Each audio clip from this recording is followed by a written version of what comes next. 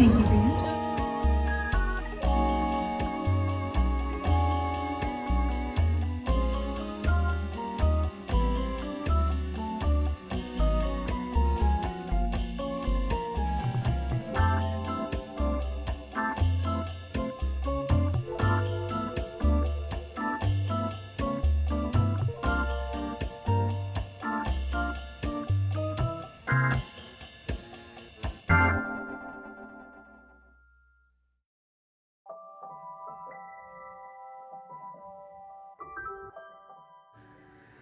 Hi guys, this is Art Bread. I am back with another episode of Art and Testimony.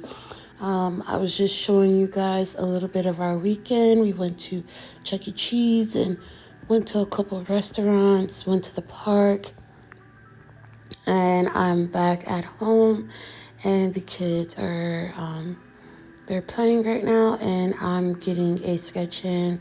I had some stickers that I won at Chuck E. Cheese, Lilo and Stitch, so I added them to the front of my journal and the big Chuck E. Cheese sticker and the back of the front page of the sketchbook. With this exercise, I'm just going to be free flow drawing, whatever comes to my mind, no references. Yeah, I am about to start that time of the month, so not all my emotions are come to play, but I'm trying something new with the exercises of sketching, to channel the emotions that I go through. And I just feel kind of like not weighed down, but just like I need to release. And I think this is a proper way and one of the best ways in a new way to try to release some of the pressure that I have from my menstrual cycle. So prior to this, I had been learning about the 4 different stages of the menstrual cycle and what to eat and what to do when you're in your first days of menstrual. It is time for rest and recuperation. Add seeds, I think pumpkin seeds to your diet to help with brain fog and food and stuff. And also eat salmon, so I'm doing that. Drinking tea, red raspberry leaf tea is really good. And I learned that drinking green tea through the month actually helps, and taking a little bit of oil of oregano and orange juice in the morning. So with the oil of oregano, you want to be very careful how much you intake, because it's spicy and it tastes really, really bad. So you need to do at least 3 drops and then put a little bit of it with orange juice and you should be good. Other than that, just trying to take it slow and easy. I'm also need to add a little bit of morning walk and going to the park to get fresh air. That will help as well. And then after your menstrual cycle, you go into the follicular stage. So that's right after menstrual, and then you get to start to increase your daily activities, and then your diet changes. If you don't know what I'm talking about, just look up the 30-day menstrual cycle, and it'll help you sync, especially if you deal with fibroids or PCOS or anything dealing with your fertility or your womb area. Please do that. And also try to do sacral chakra smoothies. So I take a carrot, a banana, and an orange and pineapple or mango, and mix all that together and drink that in the morning, and that will help you as well, and also gives you a burst of energy and awakens your creativity also. So, yeah, that was just a little health information. Like I said, I would be talking about a lot of stuff on this page, on this YouTube, just about life in general, but also dealing with art. So, my kids, we went to this Thailand restaurant. It's called Zaper or something like that. It's like an Thailand infused type of restaurant, and we tried some new things. The coconut ice cream and the fried bananas were delicious.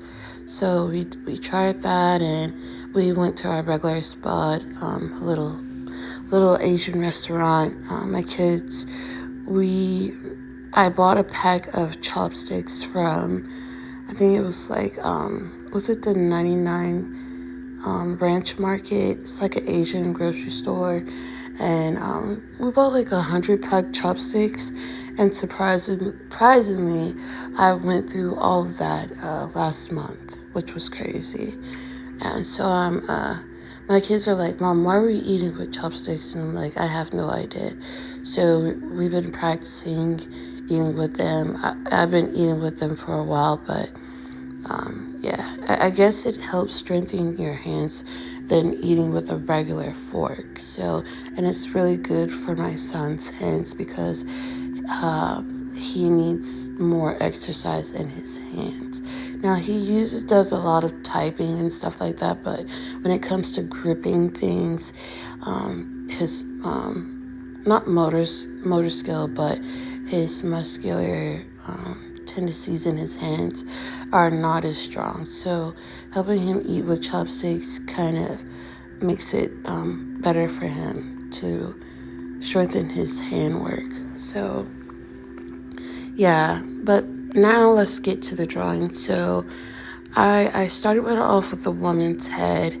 I didn't do a reference. Next time, I think I might get one of my anatomy books out to position another drawing. But from right now, I'm just drawing from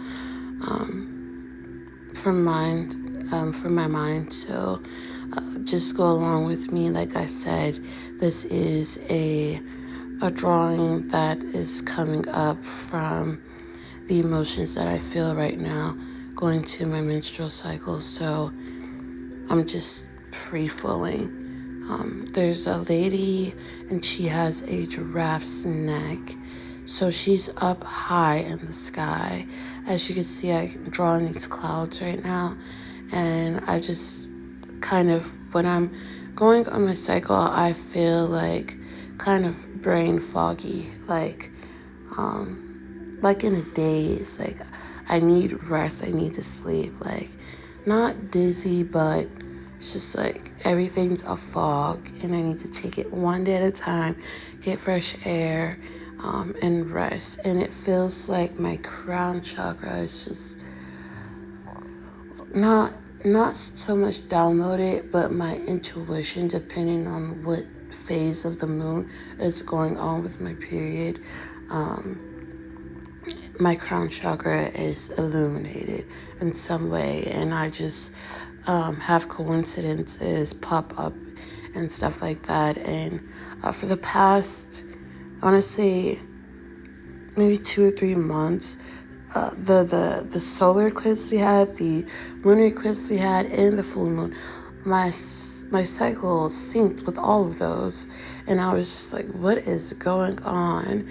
And my menstrual cycle can get very, very hectic. So I want to say back in November, it was really bad. Like I had to get rushed to the hospital, and it was just like, bruh, why does being a woman have to be so hard sometimes? So it felt like I was having a baby. And as a Black woman, it's important that we know about menstrual cycles and how they affect us, and what supplements and what diets that we can take to kind of help us. So if we have that information, we can pass it on to our daughters as well, to help them regulate their period so they're not traumatized by having something that was blessed upon them. They won't look at it as a curse, as having a menstrual cycle, because sometimes I look at my menstrual cycle and it's just like, oh my God, make it stop. But I feel like when you have it, you're releasing old baggage, old karma, old emotions, old concepts, old perceptions. It's protecting you from things that you can't see. And the mind's eye can see it. As you can see, I'm drawing right here in the sky a mind's eye looking down on the woman and crying for her and bleeding out the tears that she can't release herself.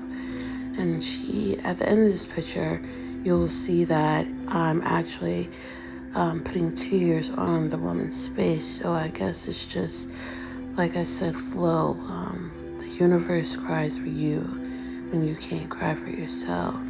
And I think being a woman, sometimes we don't know what pride is, and we don't know how to ask for help and let our guard down, especially when it comes to our womanly problems, especially as a Black woman. So because you're always seen as, oh, that's gross, or you're nasty for having that, but it's really just part of womanhood. So sometimes we feel defeminized and more masculine because how dare you be a Black woman with a cycle, a period. And I think it comes for generations and how we had to move around with it, especially during, I don't want to talk about slavery times, but especially during that time, I've had very many embarrassing moments on my menstrual cycle. And I didn't want to make this whole thing about that, but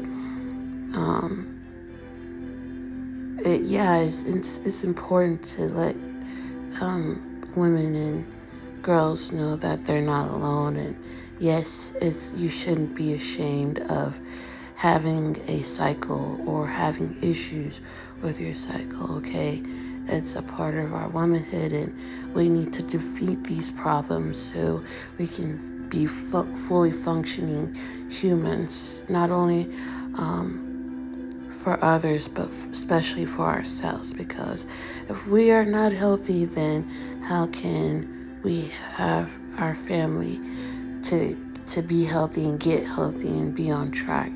And sometimes when mom is down and I'm going through this, it's just like, kids, let me teach you how to kind of do some things on your own, as far as, making your lunches, and I'll just sit there and watch them and do it, because sometimes I'm not bedridden, but it gets painful. And yes, you can take medications and all of that, but for me, it doesn't feel like that. It feels like a ritual is taking place on my body, and that every pain that I feel is something that needs to be released. Now, if it gets too bad, oh yeah, I'm going to take some Midol or something. But it's teaching my kids that, hey, one day that's going to be you, and you're going to need to alleviate that and have others to help you. So, yeah, this drawing is one of me seeing things from a higher perspective, just knowing that everything is going to be okay. It says giants forever. Giraffes symbolize purity and longevity, and seeing things from a higher perspective. They are the ancient ones, the highs in the sky. And sometimes I feel like I'm a giraffe and I'm just looking down, not on people, not just looking down on humanity, but just looking down at my own situation. And sometimes I'm always so in the earth and looking around me. And um, when you're spiritually inclined, sometimes you have to balance out being a temperance energy, to look up and down, as above so below. And I don't know, I just felt like drawing this giraffe would help me express that better. And the eyes, are always looking at us, angels, your ancestors, the Most High, they're always around us, especially in our hard times and our emotional times and our painful times, suffering times. And it's just like, hey, you're not doing this alone. You have somebody with you. And I'm glad that a channel has opened up for me to express my point of views and my experiences and my art. And I hope you guys enjoy this picture that I drew, and you guys have a blessed night. There is a new moon on Tuesday, new moon in Taurus, so manifest that shit and have a awesome week and weekend. And I will be back with another episode. Make sure you say your prayers. Thank Father God, Mother God, the Most High, and your ancestors. And stay prayed up and have a blessed day. See you guys later. Bye.